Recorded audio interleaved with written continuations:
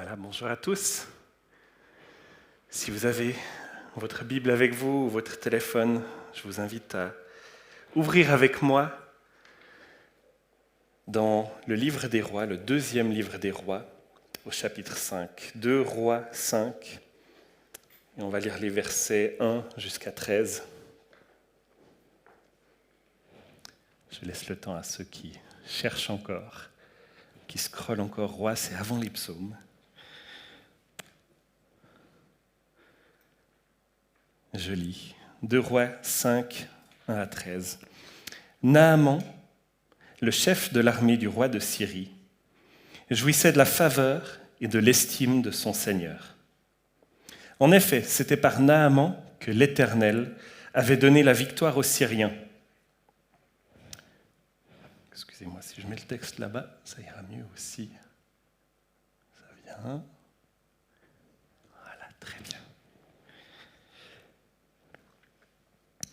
Toutefois, cet homme fort et vaillant était lépreux. Or, au cours d'une incursion dans le territoire d'Israël, des troupes de pillards syriens avaient enlevé une petite fille. Celle-ci devint la servante de la femme de Naaman.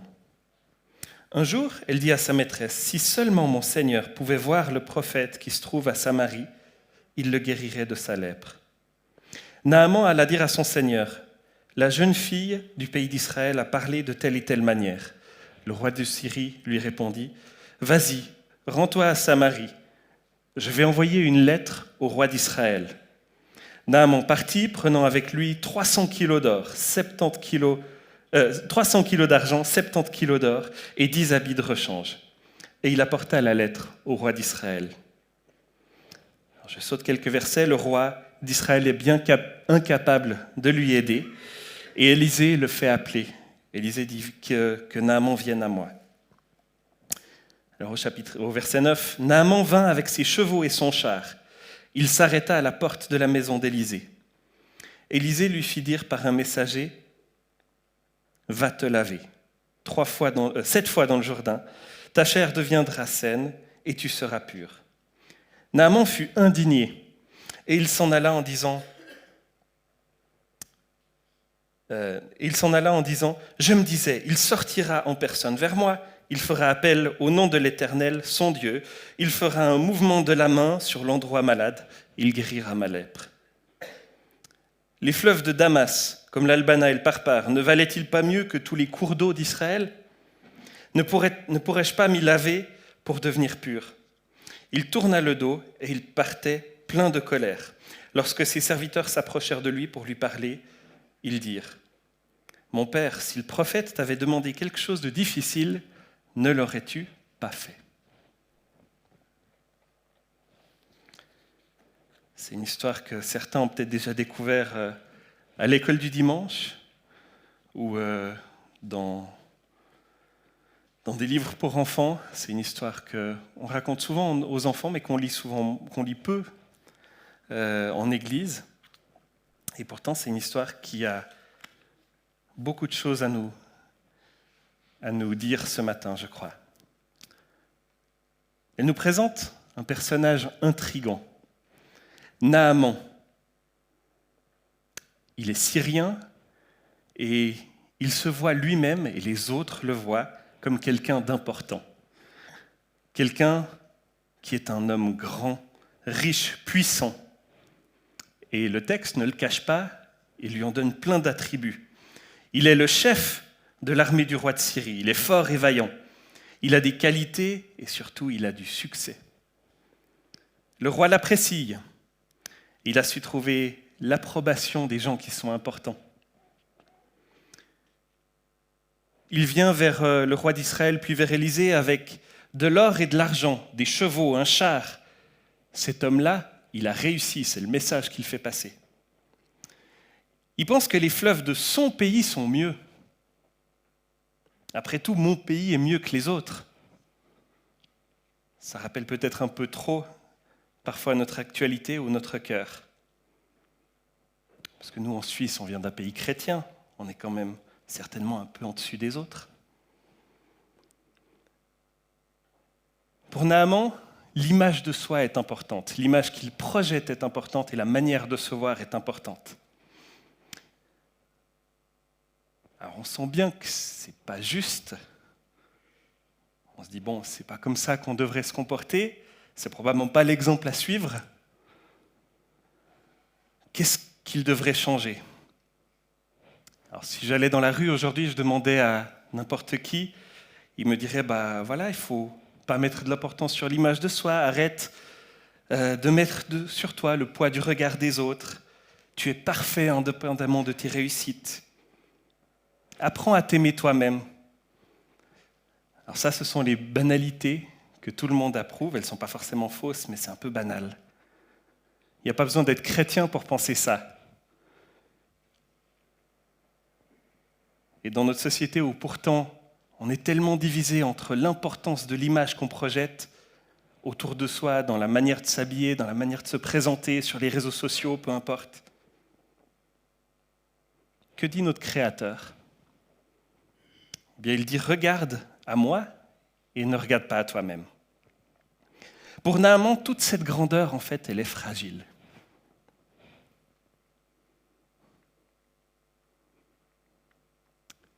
On le voit, il est malade. On ne sait pas exactement ce dont il est malade. Le texte nous dit la lèpre, mais à l'époque, la lèpre, ce n'est pas forcément la lèpre comme on la comprend aujourd'hui. Médicalement parlant, c'était un peu un terme générique pour désigner toutes les maladies de la peau. Souvent, en particulier en Israël, mais aussi dans d'autres cultures, les gens qui avaient des maladies de la peau étaient rejetés, on les considérait comme impurs. Et pourtant, Naaman, il est réputé, donc son succès, sa réputation, le protège un peu du regard des autres. Mais il est malade. Au regard de ses congénères, sa maladie, c'est trop la honte. Souvent, on est un peu comme Naaman. On est fier de qui nous sommes, de nos succès, de notre nationalité, de notre couleur de peau, notre statut social, de là où on en est. On est fier de nos réussites, notre parcours. Après toutes ces luttes, j'ai réussi à devenir quelqu'un. Et pourtant, je ne sais pas si vous avez noté cette formule si subtile qui nous rappelle que la grandeur de Naaman, elle ne vient pas en fait de lui, elle vient de Dieu. C'était par Naaman que l'Éternel avait donné la victoire aux Syriens. Ce pourquoi il est reconnu, admiré, ce pourquoi le roi de Syrie l'honore, le texte nous rappelle, ça ne vient pas juste de Naaman, c'est l'Éternel qui lui a donné cette victoire. C'est Dieu qui, dans sa grâce, donne la réussite, donne l'échec, permet la croissance ou la chute à chacun de nous. Et dans le livre qui nous accompagne dans cette série de prédications, Tim Keller, si je vais en arrière, ça ne va pas, désolé, ce matin la technique. Tim Keller, dans le livre Les idoles du cœur, écrit la chose suivante sur la manière de se voir et cette idole de l'image de soi. Plus que toute autre idole, le succès personnel et la réussite nous portent à croire que nous sommes des dieux, que notre sécurité et notre valeur reposent sur notre sagesse, notre force et notre performance. La fausse impression de sécurité que le succès vous procure est le signe que vous en avez fait une idole. Les pauvres et les marginaux s'attendent à la souffrance. Ils savent que la vie sur Terre est désagréable, brutale et brève. Mais ceux qui ont réussi sont souvent bien plus choqués et accablés par les difficultés. L'idolâtrie du succès, elle nous pousse à placer notre confiance dans nos réussites, dans ce que nous avons accompli. Alors que la confiance en Dieu, elle nous rappelle, c'est Dieu qui a permis ton succès, c'est Dieu qui a permis ce que tu as réussi. C'est lui qui donne tout. Dieu nous appelle, je crois, à l'authenticité, à la simplicité, à nous défaire du regard des autres, des qu'en dira-t-on. Ô combien on est soumis au regard des autres, constamment, continuellement. Je suis sur vous autant que moi. Alors concrètement, ne cherchons pas à paraître, mais simplement à être. Je pourrais en parler longtemps, je veux me concentrer ce matin sur 2 aspects. Le premier, c'est dans nos relations entre nous, dans l'Église. Souvent, on a tendance à cacher nos défis et nos faiblesses. On sourit, oui, je vais bien. Ouais, ça va bien, merci. Mon couple, tout va bien. Tout va bien. Mes vacances, instagrammables. Mes enfants sont irréprochables, jamais de soucis. Et mon travail, hyper épanouissant. Ma tentation face au péché, complètement sous contrôle. Parce que si d'autres savaient dans quelle galère, dans quel défi je me trouve, ce serait trop la honte. Ça serait trop la honte. Et pourtant, l'Évangile nous dit que nous sommes appelés à vivre une relation vraie les uns avec les autres dans l'Église. Et si tu ne le vis pas déjà, je ne peux que t'encourager à développer des relations avec des frères et des sœurs, peut-être un groupe de maison ou un groupe de pères qui prient ou d'autres groupes encore. Et chercher à cultiver cette relation vraie, profonde, où on ose se dire les choses, où on accepte aussi que l'autre nous dise des choses sans le juger, sans moquerie, sans mépris. Apprenons à confesser nos limites et nos doutes. Ce n'est pas une source de honte, mais c'est une ouverture pour que le Seigneur puisse travailler nos cœurs et que la communauté, les frères et sœurs puissent nous soutenir. Et si on laissait tomber les façades, si on choisissait d'être authentique, vulnérable, transparent ensemble, ma prière c'est que notre Église, et que l'Église en général, soit un lieu où on peut être vrai plutôt qu'un théâtre où on montre des façades, où on simule la perfection. Et deuxièmement, notre attitude vis-à-vis de ceux qui sont hors de l'Église, ceux qui ne connaissent pas encore le Seigneur. Voilà, on est des fois encore pire. On est chrétien, donc on a envie de donner une bonne image. Moi, je suis respectueux, moi, j'ai une moralité qui est bonne. Moi, j'ai du succès parce que je suis chrétien, alors Dieu me soutient. Des chrétiens parfaits ne sauront jamais toucher notre monde, j'en suis sûr. Au contraire, les amis, les voisins, les collègues, ils ne sont pas aveuglés par tout ce qu'il y a de répugnant dans l'Église. Ils ne sont pas aveuglés par notre orgueil, par notre hypocrisie, par nos faux semblants. Ceux-ci sont souvent bien plus visibles à leurs yeux qu'aux nôtres. Alors vis-à-vis de ceux qui ne connaissent pas le Seigneur, ayons le courage d'être vrais et honnêtes, d'être sincères. Oui, je suis pécheur comme toi et j'ai besoin d'un sauveur. Ce n'est pas parce que je le connais déjà que j'en ai pas besoin. Ce n'est pas parce que je sais et que j'ai l'assurance du salut, comme on l'a chanté, que j'en ai pas besoin. Je crois que c'est un témoignage bien plus fort que de juste montrer une belle image de bon chrétien. J'aime ce verset où Paul dit aux Galates, « Et maintenant, est-ce la faveur des hommes que je désire ou celle de Dieu ? Est-ce que je cherche à plaire aux hommes ? Si je plaisais encore aux hommes, je ne serais pas serviteur de Christ. » Face aux autres, ça veut aussi dire oser proclamer la vérité. Il y a des choses qui sont vraies, il y a des choses qui ne le sont pas. Il y a des choses où je dis oui et le Seigneur dit oui, et il y a des choses où en tant que croyants, nous disons non. Là aussi, le regard des autres, dans notre travail, dans notre école, ou peu importe où on se trouve, parfois on n'ose pas trop dire ce qu'on pense de sujets qui sont plus si polémiques que ça dans la société, et pourtant bien loin de l'Évangile.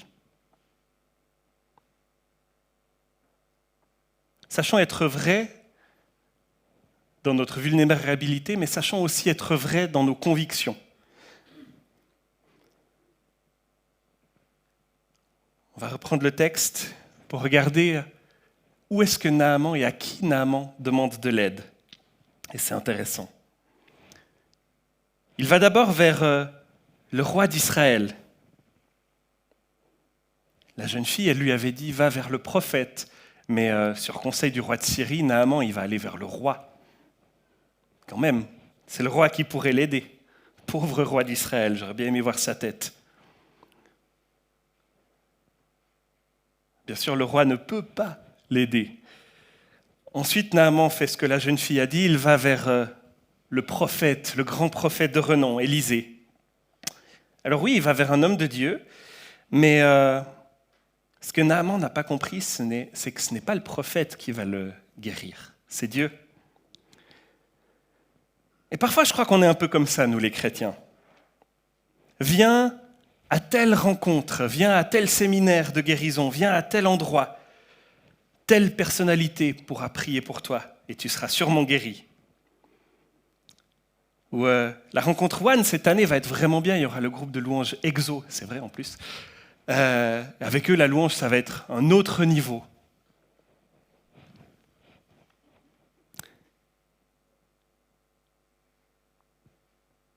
Est-ce qu'on n'est pas des fois comme ça, nous, à regarder ces stars chrétiennes ?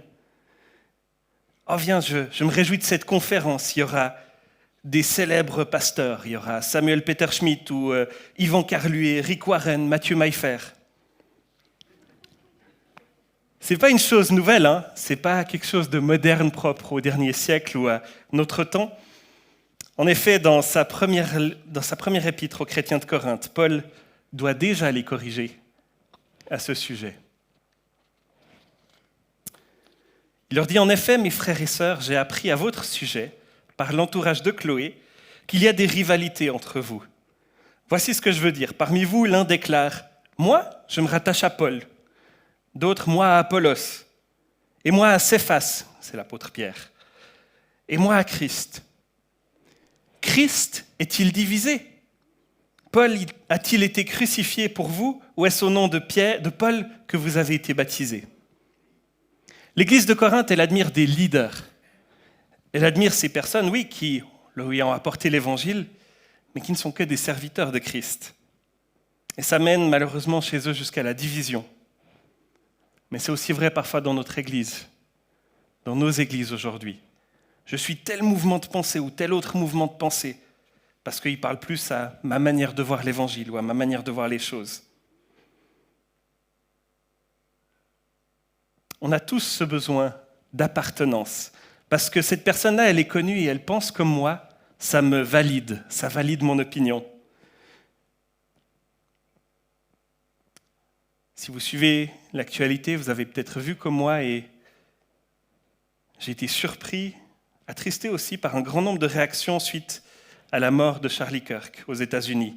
Alors oui, c'est un chrétien engagé qui professait sa foi avec conviction.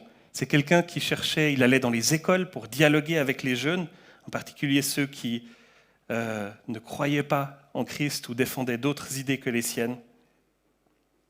Et c'est vrai, ses opposants politiques et les médias même en Occident ont tendance à le représenter comme quelqu'un de mauvais, quelqu'un qui propageait la haine. Beaucoup de chrétiens pensent qu'il a été tué avant tout parce qu'il annonçait l'amour de Christ, qu'il disait « Le Seigneur te désire auprès de lui ». Et ça, c'est un message que beaucoup de personnes n'aiment pas. Mais il faut aussi reconnaître, et je le suivais depuis quelques années occasionnellement, je regardais ses vidéos, que parfois il avait des propos qui ne peuvent pas être acceptés, ne peuvent pas être approuvés. Il disait des choses très bien, mais il faut aussi reconnaître qu'il y a des choses qu'il défendait qui sont indéfendables. Il mélangeait politique et religion d'une manière qui, nous, en Europe, nous surprend et qui, moi, personnellement, me dérange profondément. Donc oui, c'est certainement un martyr chrétien, le premier depuis longtemps aux États-Unis, mais ce n'est pas le seul martyr au nom de l'Évangile dans ce monde. Alors je suis étonné et attristé par toutes ces réactions, même autour de nous, qui disent « Ah, Charlie Kirk, c'est un changement ». Mais pourquoi tous les autres qui sont morts au nom de l'Évangile, partout dans le monde, ça n'a pas engendré de changement ? Ça fait partie de notre psychologie, on est construit comme ça. On aime voir quelqu'un qui pense comme nous et se dire, lui, il est connu, il pense comme moi, alors je peux avoir une certaine fierté par procuration. Moi, je suis du même avis que Tim Keller. Non, moi, je me trouve plutôt dans telle église charismatique ou tel autre mouvement de pensée chrétien. Soyons clairs, aucun théologien, aucune église n'a l'entière vérité. Tous les prédicateurs qu'on suit, et j'en suis un certain nombre, il y en a que j'apprécie, il y en a que j'apprécie moins, mais tous sont faillibles. Et notre tendance de groupe à parfois idolâtrer les grands hommes dans l'Église, en fait, elle a une conséquence grave. Je crois qu'elle a tendance parfois à voler dans nos cœurs la gloire qui revient à Dieu. Ne soyons pas reconnaissants pour ce que disent ces hommes, mais soyons reconnaissants parce que le Seigneur les utilise. Est-ce qu'il y a de la valeur à lire ou écouter ceux et celles qui ont donné des années de leur vie pour étudier la parole de Dieu, pour creuser la Bible, étudier la théologie? Oui, bien sûr. Et pourtant, même certains des plus grands ont fini par chuter. Est-ce que c'est bon d'écouter des artistes chrétiens qui consacrent leur vie pour la louange, qui travaillent dur pour produire des chants qui honorent Dieu? Absolument. Et on chante certains de leurs chants tous les dimanches. Mais n'oublions jamais vers qui leur louange elle pointe. Parce que même les plus célèbres, même ceux qui semblent les plus spirituels parfois chutent. Si vous suivez un peu l'actualité chrétienne, vous savez certainement que parfois des musiciens, parfois des apologètes, parfois des pasteurs de renom chutent dans plein de vices, plein de péchés. Une double vie, du mensonge ou différentes idoles que nous abordons ces temps et qu'ils cachent. Quand elles se révèlent, en fait, ça fait mal.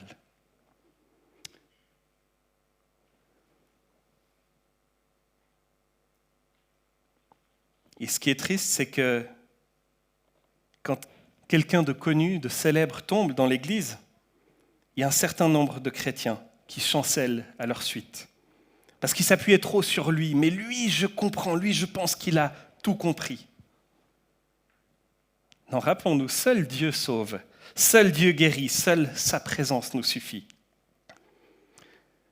Alors n'oublions pas qu'on n'a pas besoin d'aller à une grande rencontre avec telle personnalité chrétienne pour rencontrer notre Seigneur. On peut le faire seul dans sa chambre, on peut le faire avec 2 ou 3 frères ici. Regardons ceux à qui Naaman ne va pas, mais qui en fait vont vraiment pouvoir l'aider. Et là, je trouve que le texte a quelques perles. Premièrement, il y a cette petite servante. C'est une jeune esclave. Des pillards l'ont prise à son pays. Elle se retrouve là à devoir servir la femme de Naaman.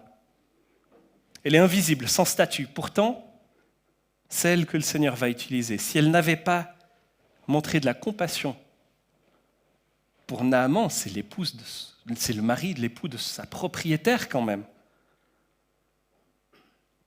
Eh bien, Naaman n'aurait jamais été guéri. Ensuite, plus loin, quand Naaman vient vers Élisée, c'est un messager qu'Élisée envoie et qui dit à Naaman ce qu'il doit faire. Ce n'est pas le grand prophète lui-même. Pour Naaman, c'est une insulte parce qu'il regarde au grand homme et non au grand Dieu. Et enfin, quand il est fâché, frustré, qu'il a envie de rentrer, résigné, ce sont ses serviteurs, encore une fois, qu'il persuade humblement. Le grand prophète Élisée, lui, il a refusé la gloire. Dans la suite du texte, Naaman essaie de lui donner plein de cadeaux et Élisée refuse tout ça. C'est magnifique de voir que Dieu agit à travers les petits et les humbles, ceux qu'on voit et on se dit trop la honte. Bonne nouvelle, tu n'as pas besoin d'être grand. Tu n'as pas besoin d'être célèbre, tu n'as pas besoin d'avoir du succès ou réussi dans la vie pour servir Jésus et construire, participer à ses projets et construire son royaume avec lui. Et si on arrêtait de juste regarder aux grands et qu'on apprenait encore plus à se valoriser mutuellement, à honorer les petits que Dieu utilise parmi et autour de nous? Et je crois qu'on est tous petits en fait, mais tous utilisés par Dieu d'une manière puissante. Je lisais tout à l'heure dans l'Épître aux Corinthiens, Paul avait repris ces Corinthiens qui s'attachaient à Paul, à Pierre, à d'autres, à Apollos. Et au chapitre 3, il conclut toute une partie sur cette question en proclamant une vérité qui s'applique aussi à nous ce matin et qui est en fait une magnifique nouvelle. Que personne donc ne mette sa gloire dans des hommes, car tout est à vous. Paul, Apollos ou Céphas sont à vous. Ce qu'il veut dire par là, c'est que ces hommes ont été donnés par Dieu pour leur édification, pour leur enseignement, pour leur croissance en Christ. Mais aussi le monde, la vie, la mort, les choses présentes, les choses à venir, tout est à vous. Et vous êtes à Christ, et Christ est à Dieu. Est-ce que ce n'est pas magnifique? Paul ne parle pas ici au futur, tout sera à vous une fois que vous serez dans le royaume des cieux. Tout est à vous au présent aujourd'hui, parce que Christ a tout accompli. Il ne s'adresse pas juste aux responsables de l'Église, il s'adresse à toute l'Église. Tout est à vous. Dans cette Église, il y a des esclaves, des serviteurs, des maîtres, des leaders, des responsables, des sages et des gens non instruits. Tout est à vous. Alors prenons ça pour nous ce matin. Laisse-moi te le redire. Qui que tu sois, peu importe comment tu te vois, que tu te vois comme quelqu'un d'important qui a réussi, ou que tu te vois comme le plus petit, que tu te dis en te regardant toi-même trop la honte. Non. Tout est à toi, et tu es à Christ, et Christ est à Dieu. Et ça, c'est un évangile qui libère. Jésus lui-même a refusé de bâtir son ministère sur le succès. Alors, il aurait pu, le peuple, une partie du peuple avait envie de l'élever comme roi. Non, il a accepté de se rejeter, humilié, crucifié comme un criminel. En mourant sur la croix, il perd toute réputation aux yeux de ceux qui le voient. C'est trop la honte. Mourir comme un brigand sur une croix, à l'époque, c'est trop la honte. Mais c'est de cette manière qu'il nous donne une identité éternelle, qu'il fait de nous des fils et des filles du roi, adoptés. Alors à lui, toute la gloire. On n'a pas besoin de paraître, nous sommes en Christ, adoptés. Nous sommes riches en lui. Donc je nous encourage à individuellement savoir confesser nos faiblesses, accepter d'être vus ou face à d'autres. Et puis surtout, je nous invite à, ensemble, en Église, en communauté, valoriser la grâce, pas la performance. Donnons de la place aux petits. Je prie.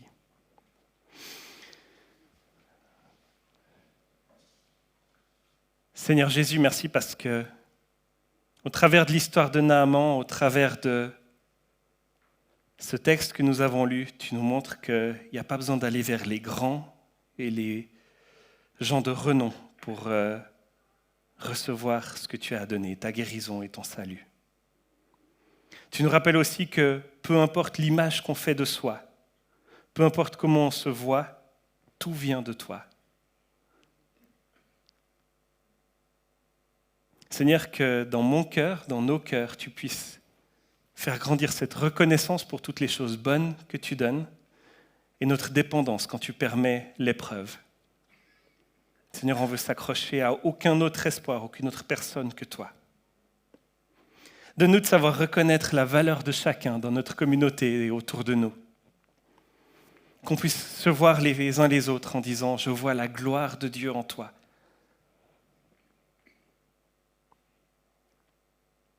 Seigneur, permets que nous puissions être vrais, humbles, sincères et bienveillants les uns avec les autres. Merci parce que c'est toi qui nous donnes la liberté, c'est toi qui nous libères de l'image qu'on pose sur soi-même, c'est toi qui nous libères de l'idolâtrie qu'on peut poser sur d'autres. Seigneur, nous ne voulons regarder qu'à toi. Nous ne voulons nous attacher qu'à toi. Nous ne voulons mettre d'importance qu'à la manière dont tu nous vois, aimés, adoptés, sauvés pour l'éternité. À toi soit toute la gloire. Amen.